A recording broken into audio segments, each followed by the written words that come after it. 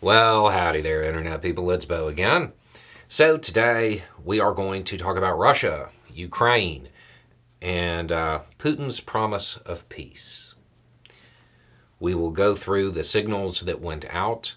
We'll talk about how it is being read by a whole lot of people, and we will go over another option.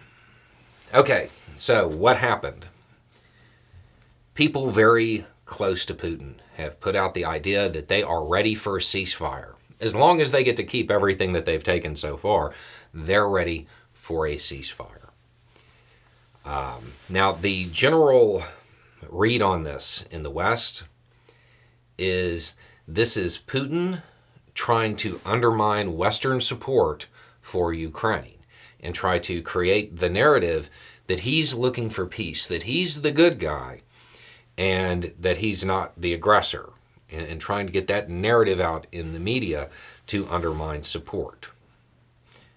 Yeah, I don't think that's it. I'm just going to be super blunt about this. I don't believe that's what's going on. So let's go through recent events as we know them. A bunch of Russian brass got arrested. There was a shift when it comes to the very top leadership, and an economist was brought in. Somebody who is really good at forecasting. That's like his thing. A lot of Western nations have already committed to years of aid in advance. They've already worked it into their budgets. If I had to guess, this isn't just a signal saying, hey, I'm the peacemaker, don't be mad at me. This is the economist telling him what pretty much every analyst has known. This isn't sustainable.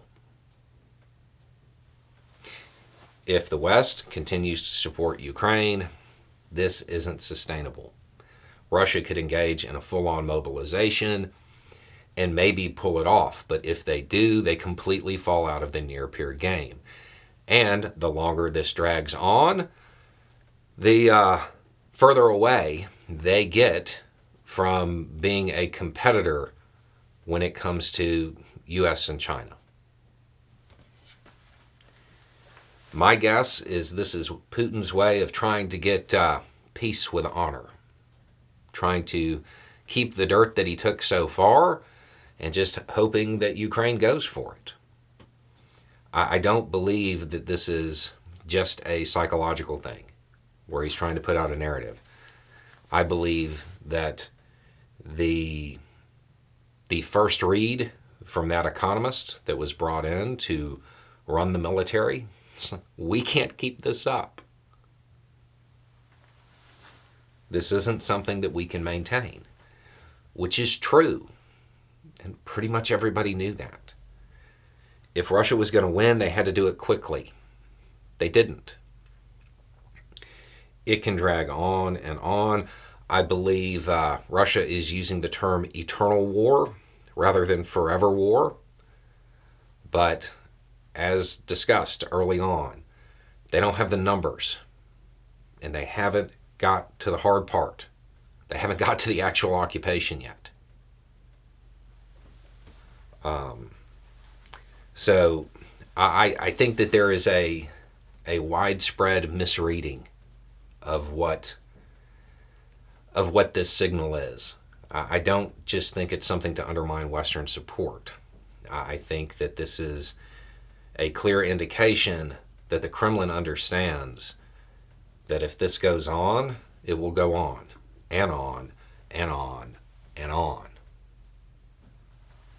That seems to be the more likely option, in my opinion.